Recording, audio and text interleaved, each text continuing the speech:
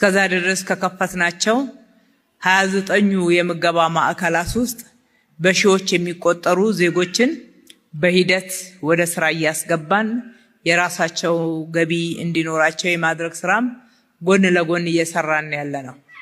እዚህም 30ኛው የምገባ ማዕከል ሲከፈትላችሁ በቋሚነት ሁሌ እዚህ ትመገባላችሁ ማለት አይደለም። የዛሬው ዋና ምግብ መሰረታዊ ፍላጎት ስለሆነ እሱ በብዙ እንደሚጎልባችሁ ስላየን እዚህ ጋር እየተመገባችሁ በቋሚነት ደግሞ ዛሬ በመጋቢነትነት እዚህ በማስተናገድ የስራ ዕድል ያገኛችኋላችሁ። በተከታታይ ደግሞ ሌሎች የስራ ዕድሎችን እንከፍትላችኋለን እንደየችሎታችሁ ስራ እንድትሰሩ።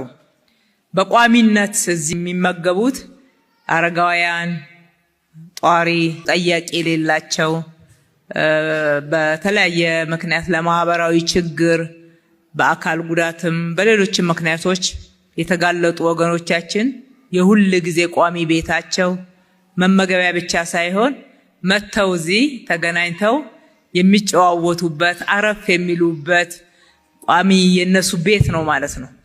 ስለዚህ ለወገኖቻችን ይሄንን ስናቀርብ እኛ ከመመገብ ባሻገር ነው። መመገብ ብቻ ሳይሆን የስራ ዕድል መፍጠሪያም ለዜጎቻችን ለወገኖቻችን ያለንን ክብር ያለንን ፍቅር የምናሳይበት ነው።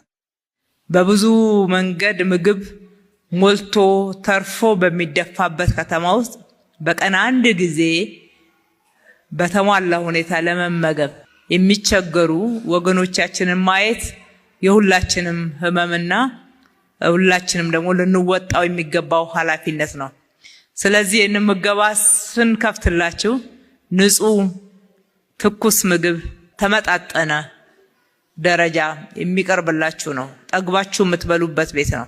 አንዳንዶችም ደግሞ ቤት ውስጥ መምጣት ለማይችሉት ጭምር ይዛችሁ የምትሄዱበት የራሳችሁ መመገቢያ ቦታ ነው። እሱ እንደተጠበቀ ሆኖ ለእናንተ እንደምንወዳችሁ እንደምናከብራችሁ ደግሞ ያለንን ሐሳብ ያለንን ትልቅ አክብሮት የገለጽንበት ነውና እንኳን ደስ ያላችሁ በድጋሚ ማለት እወዳለሁ።